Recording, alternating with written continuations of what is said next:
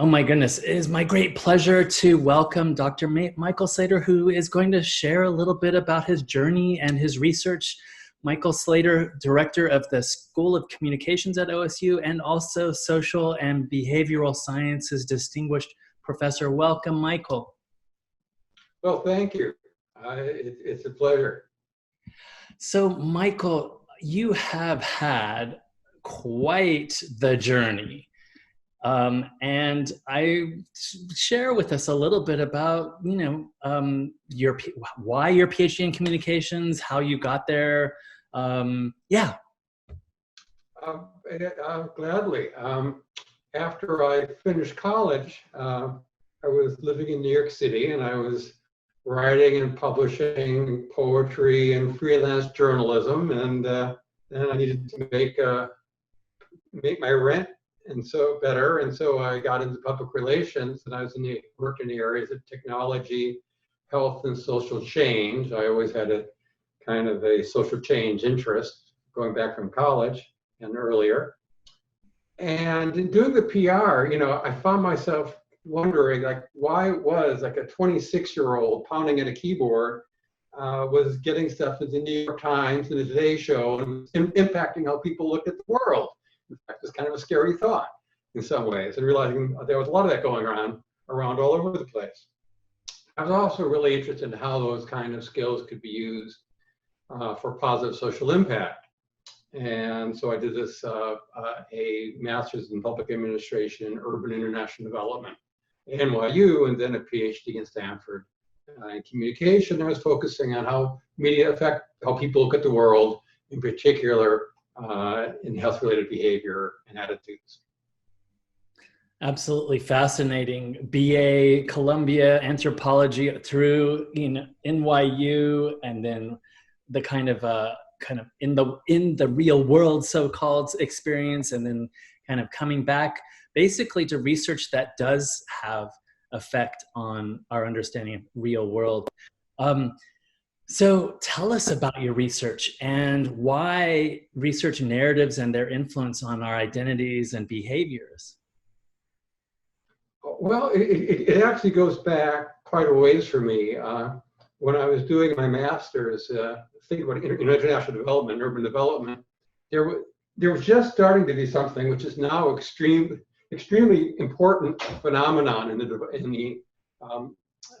developing, industrializing world called entertainment education. It was just starting out, and I wanted to do my thesis on it, just as it was beginning. And it was essentially creating what they had in Latin America were telenovelas. And these are a lot like what's finally arrived here, like Breaking Bad, or limited series that don't go on forever and have a very, very engrossing story arc. And it was discovered that these could be enormously influential in influencing things like people in Catholic countries being willing to think and talk about family planning, for example, really changing some very fundamental attitudes and behaviors. And it was fascinating. So I was intrigued with that, and it continued my PhD dissertation. I was so interested in how people beliefs about others, other groups, people we don't know typically, except through the media. And one of the things I found was that, when we really don't know about a group, fiction is just as influential as nonfiction, if it's plausible. We can't really make the distinction. We just have to use the information we got. And again, it really underscored for me how influential what we hear and see can be, even when it's maybe of problematic truthfulness or truth value, which is becoming all the more true and obvious these days, but that's another topic. Right, and in fact, these days we really, really have to triangulate at the minimum information that's coming at us. There's just so much misinformation. It feels like it's more than ever. Actually, that's another area of research of mine that how the change in the media to this fragmented internet environment really allows us to focus on buttressing our existing beliefs and prejudices. And it really supports the things that might be fringe to being well supported, because you may be fringe where you live, but there's enough other people in that fringe around the world that you can persuade yourselves that you have the uniquely correct view of the world, and that can lead, in extreme cases, to some really, really unfortunate outcomes. The other thing is, it should be a little bit humbling, because you begin to realize, you study this, that it's baked into us that we tend to believe that information that's consistent with what we already believe, and that's true for all of us. And it's a very, it actually takes many years of training to actually put evidence above one's predispositions. Thinking in terms of evidence is actually very difficult, and that's a lot of what both college and in particular graduate training is about. Hopefully. Yeah, absolutely. Your research and your drive and your passion couldn't have found a kind of better moment for really enriching our understanding of how these information bubbles work, narratives, identity, the challenges of challenging narratives. Can you share a little more about how this research works in the areas of media and health? There's a lot of different ways, and some of them I'm working on currently, but I'll talk about an older one that was probably one of the more influential things I was involved with. I was involved a lot with projects to try to what we call delay onset of marijuana use. In other words, a lot of research says kids who start smoking marijuana in like middle school, junior high school, it's a real risky thing. It's a bad trajectory. You can wind up getting a lot of trouble. You know, often later you can manage it, but if you get started early, it can really, really be damaging.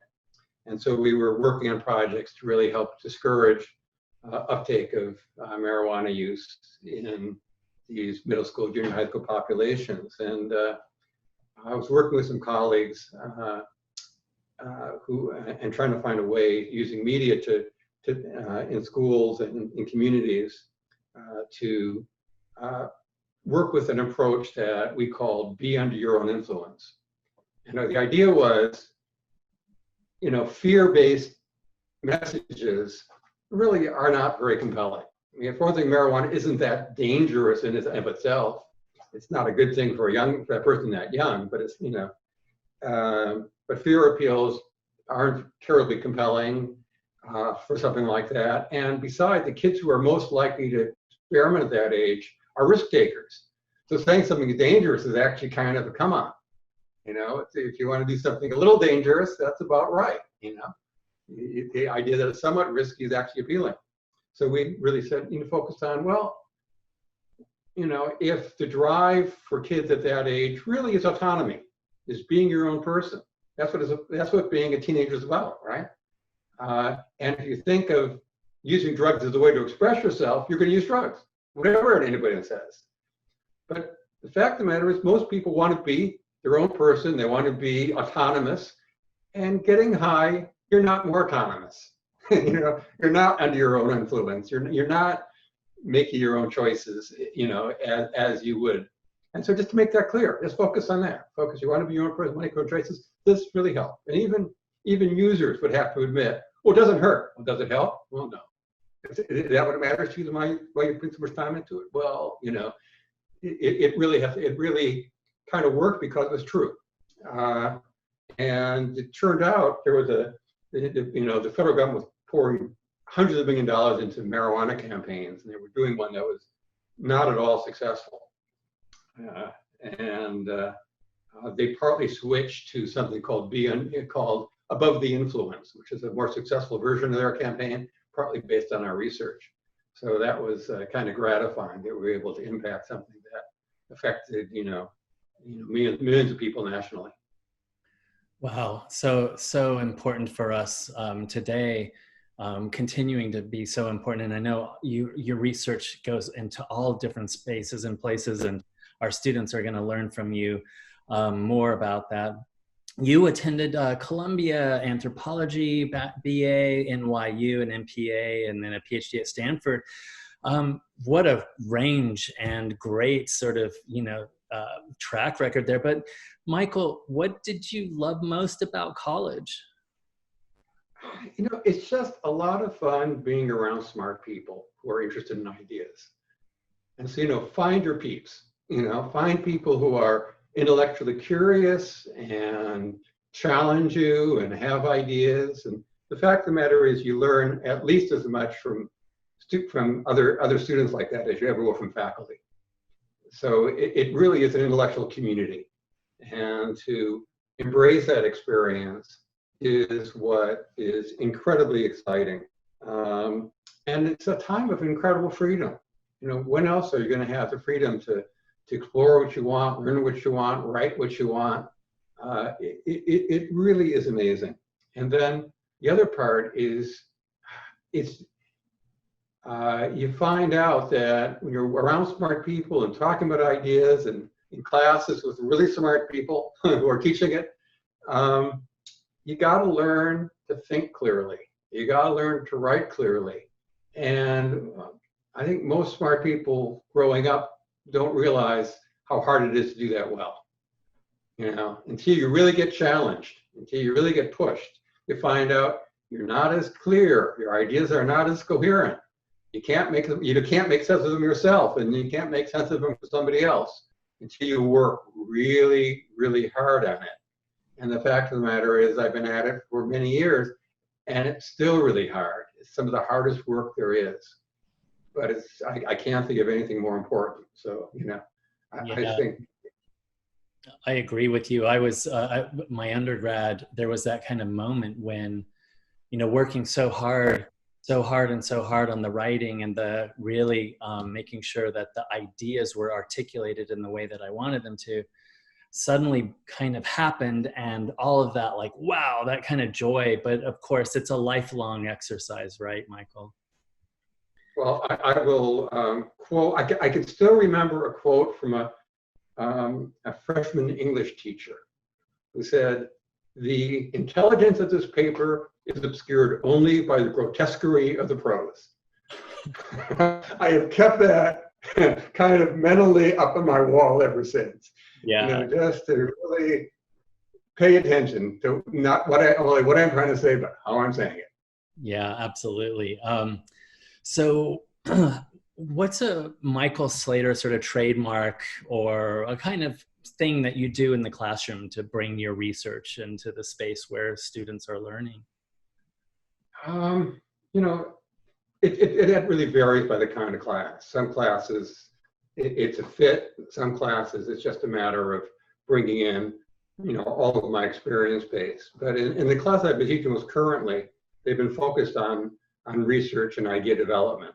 And there it's great. It's really learning, actually, it's not so much my specific research, but the whole process of how do you think about a problem? How do you take it apart? How do you look at what the assumptions are? How do you see the critical assumptions that are testable? And how can you test them? And how can you be willing to not just try to prove you're right, but adapt your thinking to what you discover and be willing to shift and change with what you learn, and be open to correction from the empirical universe. Wonderful. Yeah. And what's next for you, Michael? Well, I've got one more year in this director role, and then I get to go back to full-time research and teaching. And God, I'm looking forward to that right now. Just it's what I love to do, and so just to throw myself back in, and some of the things I'm working on to really be able to give it my full attention. So that's really that's the brass ring I'm reaching for right now. Yay. Okay. Gosh, narratives, identity, health, all of the research that you're doing, the wonderful things you do in the classroom, outside of the classroom. Social and Behavioral Sciences Distinguished Professor Michael Slater. Thank you for sharing your journey. Well, thank you for having me, Fred.